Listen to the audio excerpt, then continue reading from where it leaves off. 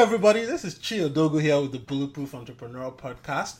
I have another Valentine's Day special interview. I'm talking to Phil Singleton.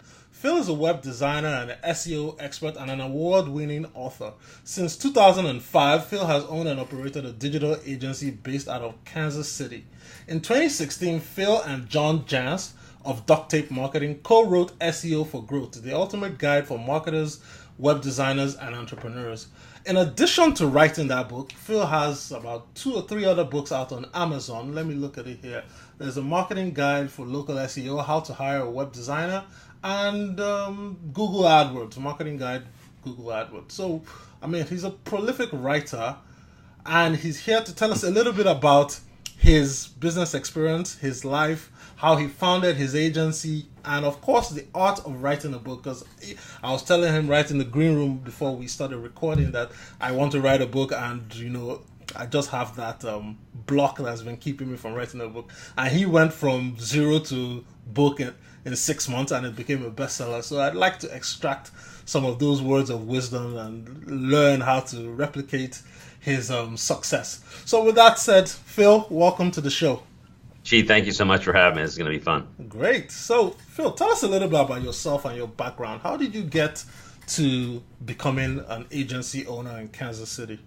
It's really funny because I took a very unconventional path. Mm-hmm. I went to school for finance. I'm kind of an introvert by nature. Mm-hmm. And I ended up actually in college, I got a D in computer science. So it's kind of funny to think that I'm doing anything computer related and actually making, a good living off of it now. Yeah. But yeah, I rolled out of college into the exciting career of an insurance company. And it was like 3 or 4 years into that I was like, I knew that's not what I wanted to do for the rest of my life. And what I ended up doing over the course of a 2-week period at the very end was packing up my bags and moving to Asia. Wow. And I know my parents, it wasn't really, I guess people didn't think it was cool back at the time. I thought it was kind of going to be a cool adventure, but I think people thought kind of I lost my mind. But I really just wanted to do something different. I knew I had to do something maybe drastic to burst myself out of the bubble or the trajectory that I was going and change my direction. So I made a hard right turn into an adventure and basically moved to Asia, changed my whole life. I started studying Mandarin. I met my wife out there. She's Taiwanese. Okay. I lived in Taiwan for about 10 years, ended up coming back and getting my MBA, and then got a job right out of school.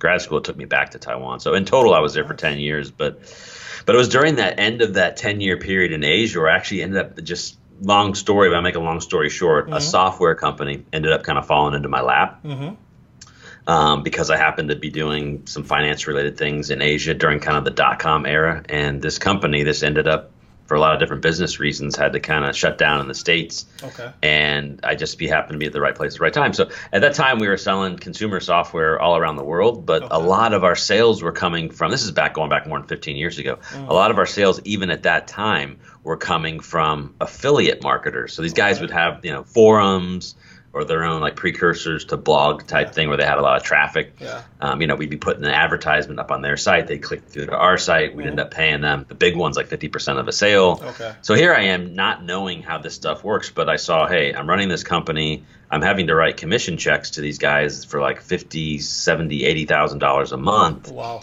And here we had 25 employees, software development, customer support, investors. Our piece of that 50% got whittled down to almost nothing. Wow. These other guys, we were maybe just one of several affiliates that they had, probably weren't working all that much every day, and we're getting major bank. I was like, wow, we're on the wrong side of the equation here. Yeah. So that really opened my eyes up, and I was like, okay. Again, even going back 15 years ago, Google was super powerful for people looking for stuff online, driving a lot of sales, and I was like, okay. That venture ended up rolling up. We moved back to Taiwan, really to the States, back to Kansas City. And there was a nice payday for me to get out of that venture, but it wasn't something like in my mid-30s that I could not do anything for the rest of my life and like buy an island type of thing. Yeah. It was nice. We were able to come back and buy a house and do this kind of stuff. But I was kind of fumbling around. And while we moved back to the States, and I figured, hey, you know what? I happened to run into this one guy who, he bought a car. I bought a car, and this guy happened to be an auto detailer. It's kind of a little hole in the wall, little shop that he ended up basically selling auto details for like $25 a car Okay.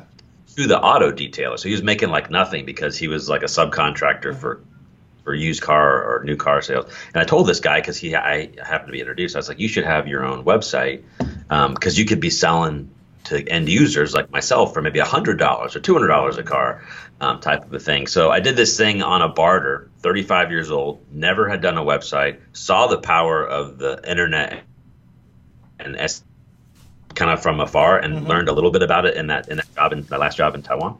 So I ended up doing a barter deal with him, and I made a promise I couldn't keep. And in 2005, I made my first one-page website in Dreamweaver. 2 months later, the guy calls me back, literally with like tears in his, I can hear it in his voice, saying, "Phil, I don't know what you've done. You've changed my business. You've changed my life." And I was like, wow, 35. I finally know what I want to be when I grow up. I'm going to help these small business owners. One, because it was the most rewarding thing that had happened to me ever professionally. But two, I was like, I can make some money off of this. You know, if you can help somebody grow their business, you can really make some good money. So that one little barter website kind of, as a second career, started an agency where we've got literally scores of retainer-based clients. But we've done well over 500 or 600 custom websites in the last 10 years. So it's become a nice boutique agency that's helped make a good living. And that's kind of the story from D to Asia to kind of a weird wild ride through affiliate marketing, and then one little website. I made a promise I didn't think I was going to be able to keep, or I just figured, hey, you know what? If I fail on this, I'll hire somebody else and I'll make good on it. But sometimes you got to make those kind of promises and put yourself out on a limb, right, to make a difference. And I'm sure glad I did, because it felt a little bit scary at the time to not a web designer, but I did it, and I am now, and it's worked. Nice. I love that story. Before we move any further, though, I just want to explore a little bit your adventure in Asia, because before you left, you had an existential crisis, so to speak. You were trying to figure out what you were going to do with your life. You knew that wasn't what you were doing, wasn't it, and then I was miserable. Yeah. And I think a lot of people that listen to podcasts like this, are looking for that escape, to find meaning in their life. We all know that we go to school. We're told, go to school, get your degree, do well, find a corporate job, work in the job, and then of course they'll take care of you. But that's not been happening in recent years. Even as far as about when you went to college and you came out. So tell us a little bit about what you learned in Asia, the essence of what focused you to say, okay, I want to find a way to channel myself to doing something that's meaningful and something that at least I'll enjoy and I'll have a broad spectrum career. Well, I love this question, because I think a couple things really have, I've realized, I guess, hindsight's 2020, looking back at how the one job that I had, and I was happy to have a job walking out of graduation, because at the end, it's like, for those people that don't have a silver spoon or whatever, you got to start making money right away and to start paying bills and kind of stuff. So I was really grateful to have a job first week out of school. But what you don't really realize, what I didn't realize at the time, is sometimes that those first steps out of wherever it is, high school or college, especially when you're jumping into a career, you don't realize how much that can have to start putting you down a path. Because you start, just because you need money, you start sometimes, or at least I did back then in the day, it was kind of like you start accumulating a skill set just because the job was available. Because who really knows what they want to do when they're 21 or 22 years old? You just want some professional experience. But for me, I felt myself getting pulled down a path that wasn't my destiny. It was somebody else's. And I didn't want to make a parallel move into something that was almost financial related, or just jump into another insurance company. I was like, for me, I was like, I got to do something really different, because it feels like my whole life is going that way when it should be going that way. And so I made that. But the other thing that was really big at that time is I realized felt like I had a false sense of confidence in college. And as soon as I got out into the real world, I was overwhelmed with anxiety. I had all of a sudden realized I had self-esteem and confidence issues. Very hard for me to relate or talk to people professional sense, because I just got really nervous. And I think that just came from just having a rude awakening of being, hey, you're this guy in college and maybe trying to skate by and do whatever you can and have fun, get out into the real world. And all of a sudden it's like, wow, it's just life really kind of changed. So for me, making that move, I was a really scared person with low confidence, high anxiety out of school. But when I went to Asia and I made that move, I ended up gaining so much confidence by being able to go to a new place where I knew nobody and start to make a living and build a career in a different place and have to learn to adapt. But somehow over that experience, I realized in myself, was like, geez, if I can do this, I can probably pretty much do anything. Yeah. And that's how I feel today. I feel like if I didn't really go through that experience and push myself to the limit and realize that, I found a way to survive and thrive in somewhere in a totally different culture. Like you didn't even know the language. Yeah. Exactly. I ended up getting the type of confidence that I feel like now, it doesn't matter if it's web design or whatever else. If I get my teeth into something, I know I've got the tenacity and the ability to kind of figure it out. I just didn't have that early on. I was afraid I was never going to get it. But so you do a lot of things going into different cultures. It's great to adapt and see different cultures. It kind of opens your mind up. And I think enables you to, I think, look at the world and look at people in a totally different kind of an open way. That stuff's all great. But for me, the real benefit, I think, of going to Asia was it just gave me a ton of confidence, which has made me be much more, I think, happy and a more productive person all the way around. Yeah. And I actually think that confidence was what drove you to say, yes, I'm going to make this website. Even though you had never made a website before, you didn't even know what Dreamweaver, I'm sure websites were very difficult to make back in the day. Yeah. I know the first time I ever looked at making a website was 2012. So I can only imagine 10 years. 2005. Yeah, I think actually it started with Dreamweaver. It was too hard. I ended up making that first one. Actually, it was in Microsoft Front Page. I don't know if that rings a bell, but that's not even around anymore. Yeah. But that was what I had to build it in, the first one. Wow, that's really cool. So you did that, then you helped this local business owner transform his business, so to speak. Talking about local businesses, so how did you start acquiring clients once you got that first one? Because that one kind of like was a barter thing, but you had to first couple ones really. Oh, really? Barter. Yeah. So what were you bartering for? Oh God, the first one. So it was an auto detail on that one. He ended up, doing a deal where I think I ended up getting a commission off of stuff that he was getting on the website. So it's still not a whole lot, but it felt great to monetize and make something off of it. But there was like a landscaper and then a couple other ones that were just, I think, home related, where I was like, let me hit some of these home services because they can end up doing some stuff. But at some point, my wife was like, hey, you can't keep giving stuff away for free. But really, in the beginning, for me, I think this could happen for anywhere. The beginning, what I realized early on was doing some stuff and a barter, if you can set it up, and making sure that the people know that there's value, and knowing that their role for me was, I need you to be one of my screamer referrals. Okay. So that's huge to be able to go to somebody and then start charging them and say, you go to this guy, and have the guy be able to pick up the phone and say, these deliver, you need to pay him whatever he's charging you, type of a thing. That was huge for me. And I don't know if I was just smart or lucky to be able to do that, but I figured I need to have a base of some people that are social proof before we were calling it social proof. And I still think that's a great thing today. And I've talked to a few people that don't, everybody else gets too worried about giving too much away early. But if you're just getting started, you have to have some kind of a track record. Yeah. Because people are looking for proof, especially if you're newer at it. I mean, it's even more important to have a track record. So I did that early on. The first couple ones were barters, and I kind of ended up kept raising my prices up until, I was kind of getting it. But that was huge. And even to this day, I think use and things like that are more important than ever. Yeah. You know what I mean? So being able to find some way to document your the stuff that you've done is just, that's what people are looking for to make decisions. So same way. Especially like you just said, if you move to a different location, like I just moved from Lagos, Nigeria to Toronto, Canada to start a new business, and my clients were all in Nigeria. Now I'm in a different country. It's the same thing, if I want to get people to talk about me, I need to start, giving my services either at very low price points, which is, it's scary. It's a pain and it's scary when you have to do that. But you have to get those screaming memes that say, yes, talk to Chi, talk to John, talk to Phil. He's going to help you out. This work wonders for my business, and you need to actually get them to work with you. That's the only way you're going. I think it's key. I mean, I don't look at it as giving stuff away. I look at it as an investment in yourself. It's in yourself, because if you can do it, you can get it. But the key to me, that part of it is, as soon as you give stuff away free, you do cheapen your certain people. You gotta still find some way And I learned this after the first couple. I wanted to really let people know, like, I should be charging you for this. I'm getting this. Here's my expectation. Yeah. Here's the lines in the sand. It doesn't mean you can call me for anything, type of a deal. But it also means your role in getting this thing for free is you're going to help me in these areas. Otherwise, I wouldn't be doing it. So we got to find some way to make sure. Otherwise, as soon as you start, that slippery slope of giving stuff for free, all of a sudden they're asking you to do everything. Everything, exactly. So you have to demonstrate the value up front.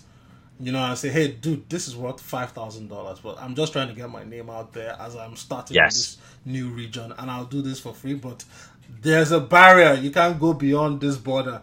This is everything I'm willing to deliver. And all of a sudden, if you don't make those things clear, the last thing you want to do is turn that good referral that you're working for into a negative. Yeah. Into a negative because you said no when they're like, "Why?" Doing and I'm helping you out. And it's like, well, the value of your referral and this thing is this amount, and we got to make sure that we. So I think that's why a lot of people don't do it, but there is a way to make it work if you're clear about everybody's role and expectations ahead of time, and they know what you're doing and see the value in it, type of a deal. So these days, do you still go into the weeds making websites and doing SEO? Or do you have a team that do all that stuff for you? I have a team, but I'm more at this stage of my business. I'm way more into the weeds than I know I should be. But this year I've actually taken some steps to be like, I'm going to systemize a lot more of it. And I've actually got a new person on that's really been able to take kind of my role and get me out. Because I'm trying to do more of the stuff that you're doing.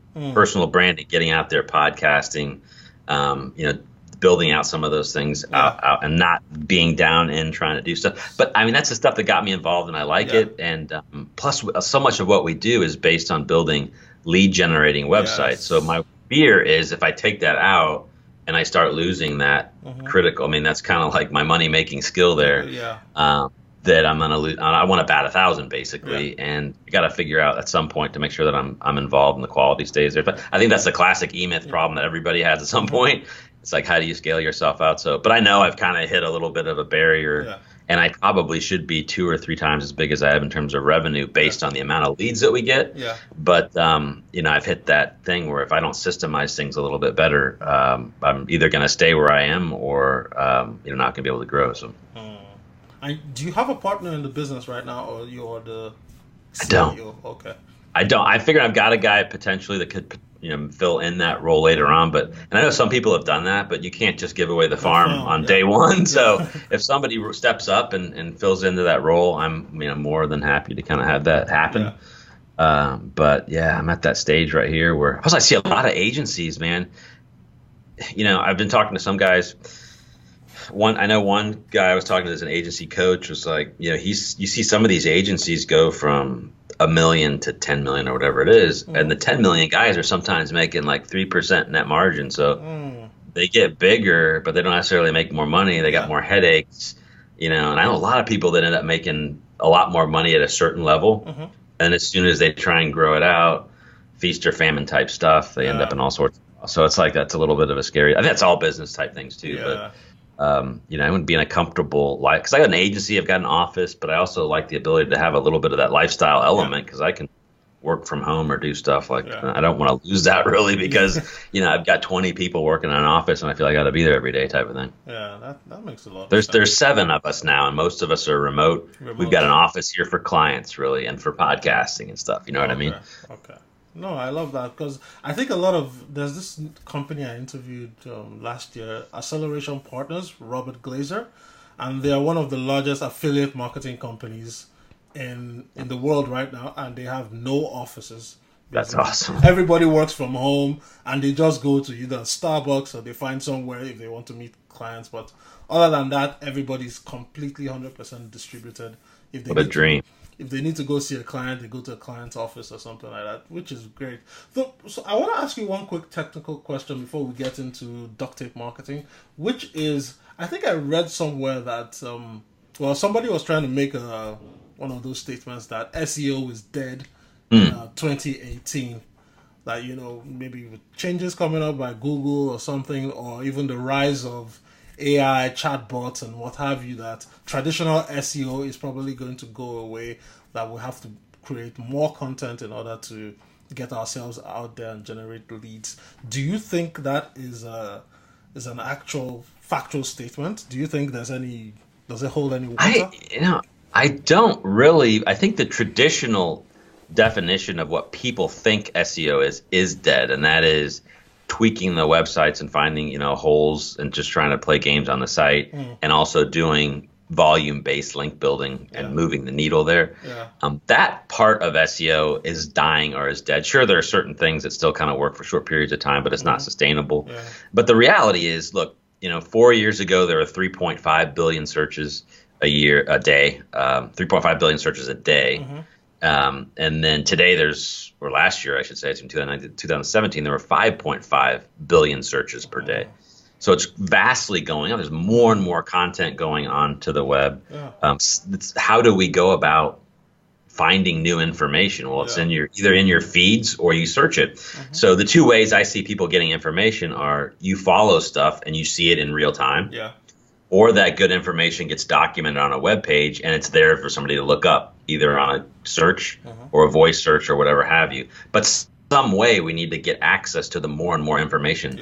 And Google's got the stronghold on it. They're not going anywhere. It's a $700 billion company or whatever they are right now.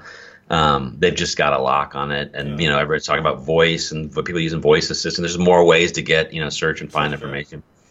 So I don't think it's dead at all. The one thing that's really exciting about SEO is because it's become more holistic, and Google's really done a great job in terms of putting the bullseye in the right place, which is content. It's become more fun and more consulting based and less like offshore under the hood dark art. Right? So where they've really put it, if I think people are smart about SEO, is you have to think about yourself on the internet and not putting your best content on platforms that other people own. So to me, there's more of an onus on us for people that are building personal branding and authority and trying to do those things. We were talking about social proof and documenting your track record. It really, to me, makes your website more important than anything. Because when we do a podcast, we want people to come back to the site and see the show notes page. When we do a great piece of whatever we're doing, we don't want to just put that up on social media. We want to put it on our site and make people come back to it. So we can pixel them and retarget them for other stuff later, and we can build our own body of work up on our website that we own, not on Mark Zuckerberg's platform, on our own platform that we own. The more you document what you're doing, the more your site can become an answer to somebody else's question. So now that you see, even as you see in search, what's exciting to me, it goes wide open, is you'll do a search for something and ask Google a question in a type, and you'll see knowledge boxes come up. The positions here. What's a knowledge box? Because I'm not. Well, if you'll do like a search for, if you type like what is SERP stacking, what is podcast booking? If a lot of times you'll see like an answer box come up with a picture, and the actual answer and the text will come up instead of just the blue. So you're seeing like results in Google search are becoming richer. There's knowledge boxes and knowledge panels. There's actually like star ratings in there. So a lot of that has to do with people putting more information on your website. But you don't see Facebook posts coming up as answers. You see web pages coming up. And those knowledge boxes are becoming the source of what a lot of things are pointing for the voice. So Google's saying, hey, your page, since you have a guide or a definitive answer to this type of question, we're going to serve yours up as the answer to it, where people are going to see that. You're going to get more click-through rates. But it also is a good chance that's going to become part of maybe the voice answer on a voice search. So these are the types of things where I think SEO has become more important. If you do it right and you document your answers and your things on your web, you have a chance to be an answer. Your content has a chance to be an answer to the rest of the world for a question. It's wide open, because one of the things that helps you to do that is, one, you invest in content on your website. Two, you do the traditional SEO and optimization in it. But three, there's another level of code now called structured data and schema. Which is an extra level of code where you basically can go on the back of your website. And if you use WordPress, a lot of people are familiar with a basic SEO program called Yoast SEO, which enables you to change your titles and your meta description. Well, there's other plugins, right? And I actually have my own that's been downloaded over 100,000 times that enables you. It's called WP SEO Schema. So what that does is enables you to go onto your blog page or your blog post and tag your content and tell Google what it is and give it some context. What do I mean by that? Well, if you've got a blog page and the blog page has a review on it, Google normally won't go in and say, that looks like a review, so I'm going to show that review up in the results. What they'll do is if you tag it and tell Google with this piece of code, hey, this is a review by John Jantsch, and he gave it 4 stars on this page. Sometimes they'll take that information if you tag it right, and they'll show the star rating up in search results as a result of a little bit of extra tagging and coding you do on your website. Well, that's wide open because 99% of people don't tag their website. Yes. I know I don't. Almost nobody does. It's just because it's one of these extra things that Google's doing. But when you do, and you do a search sometimes, and you see stars come up or you see an event time come up, those are because people are taking the extra steps to tag the data. And the more you can convince Google that you can give them that context, the more likely they are to show extra information in the search results. And when people see that extra search engine bling, your click-through rates go up. So those are part of the things that help you move up in the rankings when you search on Google, correct? Extra coding, people think that extra code, people think that's a ranking factor, although Google doesn't come out and say it. But one of the things that almost every SEO expert will tell you is your own click-through rate in search, meaning the more people that see your result, like say maybe number 9, the more people kind of click because they like what they see in the result because it's got more bling. It can kind of pull itself up because the click-through rate kind of brings itself, bootstraps itself. So you can see the amount. So somebody's got a list of like 1 to 10, and that one's coming up on number 1. If more people start zeroing in and click that 10 result, those clicks have a tendency to like pull it up on its own because everybody's skipping past 1 through 9 and they're going to 10. So the click-through rate itself, people think, again, Google doesn't admit that it's a ranking factor, but a lot of SEOs will say, hey, we see that this is a strong correlation for ranking. So, but the key to that is the more bling you can put in your search result. When you look at search result and you see like stars, yellow stars on the page, it just looks more sexy and more appealing. So that by itself increases click-through rate, which then also increases your ranking because people are clicking on it more. So there's these little things, and it doesn't take a whole lot of extra effort. Just do a blog post, add a couple more minutes to tag it. All of a sudden, you got more information showing in search results. You're going to pull yourself up more. You get more search engine signals, and it's just wide open that way. So when people say it's dead, I'm just like, man, I think it's more relevant than ever. Google hasn't gone anywhere. They're just getting bigger and stronger and making more money. And I think Facebook and Google have almost become a monopoly, and probably will end up having some government intervention at some point because there's so much people talking about advertisement abuse and fake news and things like that. Eventually, if they don't reel themselves in, they're probably going to have some government regulation, I think. But that just goes to show you, is it dead? No, it's not dead. If somebody's a monopoly and has too much control, it's not because they're dying. It's because they're getting too strong. You know what I mean? Yeah, no, I totally agree with you there.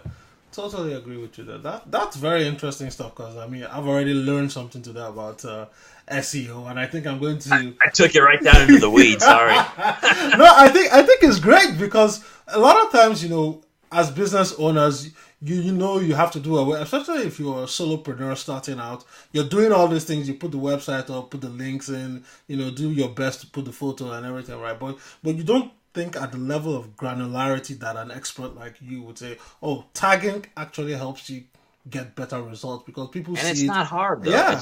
It's just a matter of can you make it a habit or not. If you can work it into your routine and not think about it, then it just becomes part of your routine, and you all of a sudden increase your ranking potential 5 or 10-fold because you take a couple of extra steps once a week or every day when you go out and post stuff. So, not to sorry, I'm going to cut you, but there's just so much that people don't do that they give up. Share one more thing that people don't do that can help, like a local business owner that does a dentist or chiropractor or something. So one little thing that they can do to help themselves. The biggest thing of all businesses is if they're going to do anything online, they put their best content on a platform they don't own. So it doesn't make sense to me that if you have a good picture, a good comment, or something good, that you wouldn't put that on your website and then share the link to Facebook or Twitter and make people come back to you. Because there's multiple wins there, and it's on your site as a potential answer, where if you put it up just only on Facebook, it goes through the Facebook river and dies there. Yeah. It doesn't have any long-term, archive value for somebody to look up, and you don't get that signal. And there's all the traffic. You don't get the ability to get an email list or them, or you don't get a chance to pixel them or reach. So you just lose so much opportunity because if they do anything, they only put it on somebody else's platform and not there. So huge benefit just by looking at your website as your own marketing platform and not as a digital brochure. If I just get people to think of their own website as a digital asset and not as a digital brochure, I think people would end up getting a lot more leads and traffic just by not ignoring it. But I think most people still build websites. They're static and they just kind of sit there, and if they're active, they just go up on social media and hope that works. But people just don't use the website as their marketing hub. They don't think about that. And that's just, I think part of that's brainwashing on TV. I mean, go up to GoDaddy websites for $50 a month, or Squarespace or Weebly, and they're just like, pay $50 a month. It's all you have to do, and we'll get you listed on Google. So people just, are brainwashed, I think, into thinking they're more like static brochures and not marketing platforms. And I think that's the biggest thing. Yeah, and if you spend your time in social media platforms, you end up building their business, spending money with them, and you're not getting a piece of that action. Well, you might. Well, some people are smart enough to try and transition people over to do business with them on their website. But basically, the more valuable you make Facebook, the more Facebook becomes more valuable. Well, even on Facebook, look, they just came out a couple of weeks ago and were like, they're basically killing a lot of the organic stuff on there, making you pay to play. So it's almost like you lose. But just by putting the source content on your website, you don't give anything up, because when you share a link from your site, it looks like you post, you get the picture, you get the title, you get a little bit of snippet. It looks like a post on your social media. It's just to see the rest of it, they got to come back to your site. Yeah. They don't get the whole post or all the content up on your website. So that's one of those things where it doesn't take any much extra time. Yeah. It's just a matter of kind of working that piece into your routine and making sure that you're, trying to add stuff to your website on a regular basis and not on third-party sites. So. Yeah, nice. So how did you get mixed up with duct tape marketing? Well, part of it was because the way Google changed. For 15 years, I'm kind of an introvert by nature. I could get websites and have people come to my website, buy my services, and they could literally write me a check, and I could make their phone ring without ever having to meet or talk with them, really. Yeah. But then Google had these punitive algorithms that came about 5-6 years ago. Think Panda and Penguin, right? And some of these other ones that have came that really become more punitive in nature, and they really kind of put the bullseye on content, took it away from link building. So at that point, I think it was scary for a lot of us in SEO that were more passive marketers. But what ended up happening is the things that move the needle now are more holistic marketing. So blogging, getting yourself out there, personal branding, social media participation, and all this kind of stuff, where it's all of a sudden you got to kind of put yourself out there more. Because my first websites that I had for my own business, no blog, totally anonymous, no pictures. But Google could rank you on that. Now, if you go look at the Google, there's one to put up in there, there's one really interesting resource called the Google Search Evaluators Guidelines. Okay, so Google, it's really interesting. I love this, is fascinating to me, because Google hires about 10 to 15,000 independent contractors whose sole goal is to every day manually check the quality of search results. Okay. So they basically do a manual check, just do some searches and see if Google's algorithm is basically serving up to humans the way they think it was. So it's kind of a human cross-check. And the people that they hire are just regular people. So they're not hiring like space engineers and stuff. They're literally hiring in $10 to $15 an hour. There's an army of them that do this. But there's a book that you can download for free, an ebook from right on Google's server called, you just type in Search Quality Evaluator Guidelines, 160 pages. It tells you exactly what people should look for on a website. And if you think about what they're trying to do, it's actually like a little window into the soul of the algorithm, because they talk about things and they tell people you have to know who did the website. You have to look. They use this acronym over and over again called EAT, EAT, education, authority, and trust. Look through the website, look for people educating, look for blog posts, look for pictures of people, look for testimony. So all these things that they're telling the search about the actual person, they want the algorithm to be able to pick that up on your website too. Okay. So those kind of things all of a sudden they don't tell people to look for backlinks or look for more pages or look for like keywords. They're telling them to look for these other things. Well, if you start reading through that document, all of a sudden the stuff they're making you look at looks a lot like good marketing. It looks like social media. It looks like reputation management. It looks like content management. So all of a sudden I started seeing these things and I was like, well, I have to become a better like holistic marketer to do well on Google now. Not just one of these guys who can hack the algorithm from the keywords, and the pages and that kind of stuff. I actually have to become a good marketer and understand things like who an ideal client is, what kind of content they consume, and stuff like that is kind of what John's been preaching since like 2005. Yeah. It's just all of a sudden the content marketers that a lot of us SEO people were like, yeah, social media, content marketing, Google talks about content is king. They don't really mean it. But after Panda and Penguin came, they really meant it, which means guys like me had to start really looking at the whole marketing picture in order to survive in SEO, because that's what SEO's become now. It hasn't died. It's just become holistic digital marketing. Right. So, and that's why I became a duct tape marketer, because I was like, that was going to bring me up to speed quicker and get me to understand like the whole marketing picture versus just these little SEO blinders that I had, for the years before I joined. Okay. So the application of that, it broadened your perspective. You were able to apply more things to grow your business in terms of looking at creating content, putting yourself out there, podcasts, interviews, summits, etc.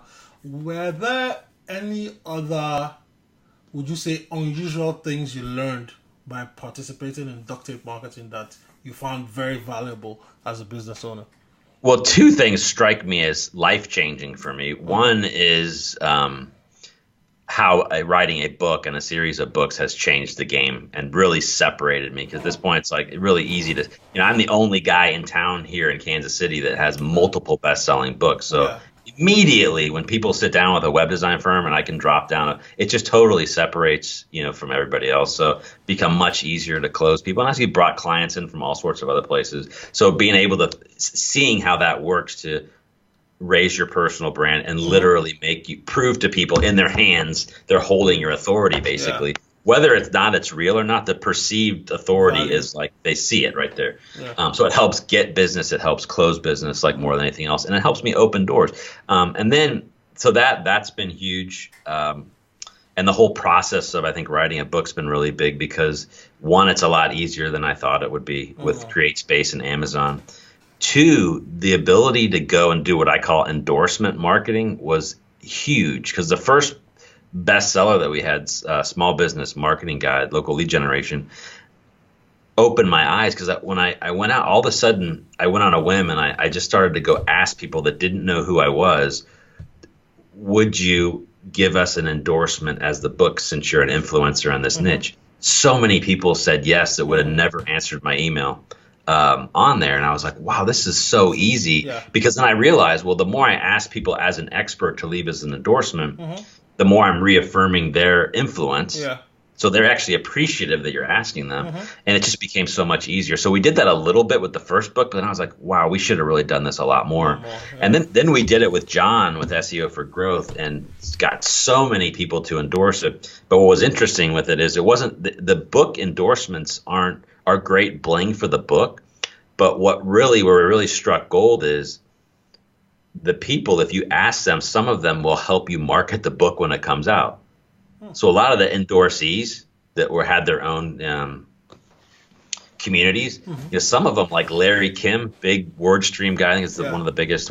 He, put us in their email. He promoted us on there, gave us an ebook that we give away. So I mean, I need to have him on. I have him connected on LinkedIn. Sorry for that. But I need to have. Yeah, Larry Kim, he's great because he's really out there. But and we got like over 50. So that endorsement marketing lets you get in there, contact people, and it's really a lot more easy to get. And not everybody says yes, but it's a lot easier to get than you think. I was like, people are just going to say no, but more than half of them said yes.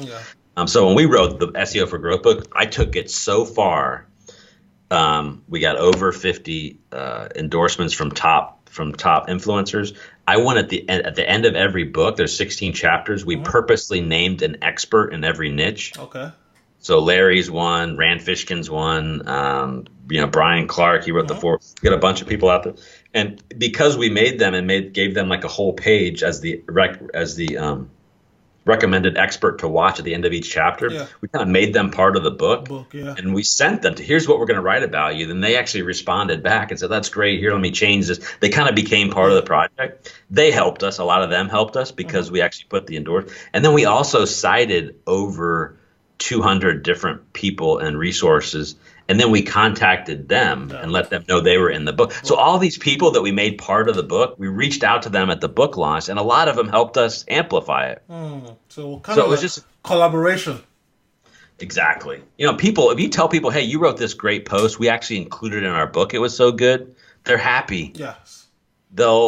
You send them a copy of the book, they'll mention it. They'll give you a shout out. And all of a sudden you reaffirm their authority because you wrote a book on a subject and then they became part of to prove your case. So it just worked out really well. So we're very deliberate. If you read this book, the coolest thing about the book that we wrote is I don't think it's so much about the content's great and it's all in there, but if you look at it in terms of how we optimize it for sale and how we leveraged all the people that we mentioned in it, I think that's where we really did a better job than most people. Because I think most people don't think of like writing a book and using it that way. No, you don't. And all of a sudden you do it all and tie it all the same thing. All of a sudden, a 2-week period, we become a bestseller. It still ranks like number 3, I think, for if you type in SEO on Amazon, but it really works. So that, and you mentioned Duct Tape. Writing that book, writing those books, being able to leverage that group, seeing how that helps you change a career and open things up, and really, I think it's a fast track to authority and personal branding, and it opens other doors. Like right now, like I've been on over probably close to 60 podcasts right now because I got a cool little angle to pitch at people, right? So. And then all of a sudden you get on somebody's show and you get leverage to their audience and they do show notes about you and you get backlinks from the show and it helps your So it all kind of like, feeds on each other. All of a sudden it's like, wow, if you got that angle from the book thing. So to me, the 2 biggest things that have from Duct Tape have come book, personal branding and authority, and then also really podcasting and guesting and having my own podcast now. Because here locally, I purposely did this year. Local business leaders. Yeah, it's called Local Business Leaders. And the reason I named it that way is because, last year we tried to hire, just as an experiment, I hired an outbound salesperson. Because they got so many reviews, so many good track record. If we just call people and let them know how good we are, more people are going to hire us and we'll really grow this business, fast this year. Didn't work that way. Wow. You cold call people, it's impossible. Unless you've got a really good give. And then what we noticed as I started doing this Local Business Leaders podcast, you call the same people and say, I want to have your CEO on the Local Business Leaders podcast. 4 out of 5 people say yes. Wow. Because you're putting them on a show versus can I sell you a website? Yes. And all of a sudden I get to talk to somebody for 30 minutes. They have to come to my website to review it and see what we do. All of a sudden you get more leads. So those kind of things of like you say, then that all kind of came through the Duct Tape experience of content marketing, writing a book, trying to figure out ways when you do stuff once, don't just do it for a book, do it for lots of reasons. And make sure that you squeeze out every bit of value and don't just look at it in a one-dimensional way. That's, I think, what I got out of Duct Tape that really kind of changed my thinking on that and helped us. Now it's to the point where it's like we literally have so much leads coming in that I have to turn stuff away, and it's like that drives you crazy because it's like that's money going out the table. Exactly, because we're not set up to do it. So it's careful what you wish for type of a thing, but. I love what you just said about the podcasting thing being a local leader. I think I'm actually going to steal that because that's just. I'm new in a new city. I don't have a lot of connections. I'm starting a new business. I might as well interview local business leaders. So for somebody listening to this and you're saying, dude, that's a good idea. Let me take that. What he's doing in Kansas City. Steal it away, man. Lynchburg. Let me do it in Tallahassee. Yes. Wherever you want to do it, Toronto, Mississauga, wherever. How would that person transition from interviewing them to now making that sales presentation or turning that interviewee into a lead? Because that is something that I know a lot of people are scared of doing. I love this. And if you check out my podcast. Look at the first leaders. Yeah, but look at the first episode that I did. It's only 5 minutes long. And if you listen to the 5-minute podcast, you will see how I'm using that to convert people. Because what I do is I invite them on the show and I say, before you come on the show, please listen to episode 1. It shows you what the expectation is. Okay. And in that 5-minute podcast, I tell people, here's an example of the bio you want to give me. And I actually read my bio to them and I say, here's how I help small businesses grow. So they're listening to my sales pitch as an example of what, as a soft sell of what they're doing. And all of a sudden people are, and it's happened already 3 times where it's like, why? Tell us, can you tell us how you can help our, that type of thing, because they kind of see it. But I pulled them in from Will You Be on the Show? And I used the preparation podcast as a soft pitch because they have to listen to it, or I recommend that they listen to it so that they know what to expect. And I tell them in the 5-minute thing, here's the questions I'm going to ask.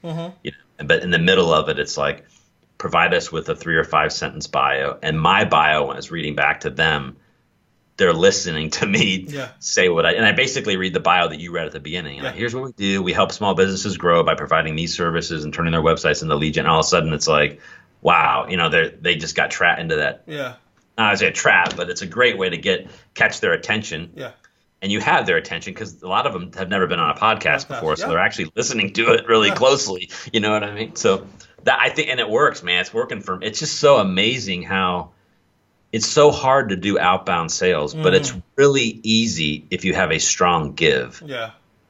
So if you call somebody up and say, I want to sell you a website, every time it's like, If you call somebody up and say, I've got a show where we showcase local business leaders like your CEO, can we get him on the show? It's almost every time. At least they're flattered. They'll take your call and they'll listen to you type of thing. A lot of times they'll at least check it out and check your email out. So it's really worked. I've only done 10 episodes right now. So, and I got sick with the flu. I'm so interested in getting back into it because this is so cool how it's working. And I recommend everybody to steal. And I have to give a shout out to One Click Lindsay Anderson, because she's been doing this. If you go to the I've PDX, heard her name before. One Click Lindsay, she has one, and I stole this idea from her. She does it in Portland. She moved to Portland like last year, and she's getting so many clients because she started one called the Local Portland Business Exchange, and she calls people up and has them on the show, and she just gets so many people to. It's just a natural thing at the end where people ask a little bit about you. And if you've got something to offer, then and a good call to action, a good follow-up strategy, you can get clients off. I think everybody should be doing this because it's like I said, I spent 3 months and a lot of money hiring somebody individually to make 50 phone calls a day. And it didn't work. One meeting in 3 months. Unbelievable. Wow. And podcasting, I've got more people lined up than I know what to do with now. No, I love that strategy. I think we'll talk about it, and I'll also contact Lindsay to get on this podcast too. Because steal her some. It's a great strategy. It's very simple, and it's also very flattering because you make the person a star in front of their community wherever they live. Because usually it will take a lot to get somebody on radio or TV, but once you get somebody on a podcast, which is low pressure like this. You can now say, hey, send the link to your friends and family, you give them like a nice, there's somebody that does a nice cover art with every person they have on their podcast. And you're giving them so much. You're giving them publicity. You're making them a celebrity, so to speak. And as they're a celebrity, I do think the name that you choose for this kind of thing is really important. Okay. Because look at who doesn't want to be on the local, who in Kansas City doesn't want to be a local business leader, right? Yeah. I didn't name it Web Design for Authority or SEO or marketing. I specifically named it a sexy name because it's when we pitch it, the name itself is like, I want to be on that, right? Because so it's something like that. I think that makes a big difference. Is make that kind of a vanity name that appeals to your potential ideal client and elevates them. Because I think that is a big part of what I really thought about. Well, it doesn't make a lot of sense with me trying to do this piece of it, but if I just do it for this reason. It's gonna and it works. It does. It totally works because any small business or medium-sized business out there wants to be you build in this authority thing. We all know that we've got to build our own authority and separate ourselves from somebody else. So it doesn't have to be this. Obviously, there's lots of different names you can play off. But I do think the name is really important. If some other that don't make sense, it doesn't matter if you're inviting them on their show. If they don't see that it's got some kind of feeds into their vanity or ego a little bit or helps separate them, it's probably not going to be as attractive, proposition. Man. It's at the top of the hour. All right, man. We could go on and on. I wish we could go on forever. Maybe we'll have you so come much back. for Valentine's Day. Maybe I'll have you come back. We'll do a follow-up episode. And I think that'll be great because, honestly speaking, I've just been like, wow, give me some more. But it's February 14th. It's Valentine's Day. I'm sure you're going to have to spend some quality time with your wife. I have to go on a little quick date. Before I let you go, give us some words of wisdom for Valentine, and then tell us where people can find you, get to know more about you, your business, and of course, get your books. I really feel like I need Valentine's advice versus giving it to him. Because like we were saying in the green room before the show, it's become so much more about kids right now. Yeah. And this is a blessing in disguise. I think I'm going to do something from me and my wife that I haven't done in a while. I'm going to give her a nice little gift or something to bring home that I think she really will be surprised. But my advice on Valentine's Day is not to follow any advice that I have because it's not going to be very good. No, okay, come on. You must have had some little trick up your sleeve when you first met your wife or you took her out. Wear a red shirt, I guess, on Valentine's Day. But yeah, and other stuff, check out my site, kcwebdesigner.com. Check out kcseopro.com is where I sell SEO services. Mm-hmm. Please check out the book site, SEO for Growth. SEO.com. It's free now on Kindle Unlimited. So if you have Kindle on what's it called? Prime, I think you get Kindle Unlimited. Yeah. So get that. And, it's a very good read. Check out, if you're interested, especially starting your own podcast, see how I've done it because my whole podcast is really about targeted, inbound, outbound lead generation, and half of it is trying to get CEOs and leadership. The other half is trying to get marketing tips and advice from marketers. But I think I've stolen some pretty good ideas from other people. I've added some other stuff. Honestly, from what you just said, now I'm thinking to myself, dude, walk into your local chamber of commerce, Kansas City, whatever, where business people are meeting. You just say, hey, I have a local business podcast. Would you like to come on the show, talk about your business and your perspectives on life, and etc. And that's it. You're not taking anything from them. You're just giving them. Contact Lindsay. She loves podcasts. You do back to back, but she did that exact same thing. She was like, she mentioned I was getting crickets and stuff. All of a sudden, she walked into this meeting and mentioned that she had, and everybody was like, I'll be on the show, that type of thing. And all of a sudden, she had. A couple months worth of people that were trying to get on it. So great idea. Yeah. I mean, I haven't done that yet myself, but it's on the list. So yeah, cool. Well, Phil, my friend, thanks, it's been a pleasure having you for 1 hour. I know we're going to talk for 30 minutes, but man, I know the conversation was just so interesting. I do want to have you come back again, so we'll come back and we'll talk a little bit more about some other esoteric stuff that you have. And I want to have you on my podcast after you've done some. If you end up doing this, no, I'm going to do it by next. I'm going to hire somebody to do cover art. I already came up with the name because I'm in Greater Toronto area, so it's going to be called the GTA Business Giants or something along those lines. So I'm just going to get somebody to do the artwork right now, and then I have the whole thing set up. I'll pay for. I'd love to have you on my show to talk about how you did that. Yeah, be a pleasure to because just to get some more ideas and steal in it. And I actually have one of the podcasts on my show. I've got 10. Lindsay is one of them. We talk about what we're talking about right now. Okay. But anyway, man, we can go on. Go to Valentine's Day. No. I'm going to send you an email, and then within 2 weeks, once I get the artwork and everything rolling, I'm gonna hit you back up and say, let me get on your my show. All right, sweet. Cool. Phil, my friend, thanks a lot. It's been a pleasure. This was a blast. Have a great day, and I look forward to talking to you. And of course, please, if you know anybody else on your group in duct tape marketing that is interested in being interviewed, send them my way, and I'd love to talk to them. All right, man. Great. Have a great day. Good Valentine's Day. Bye. All right, see you. Cheers.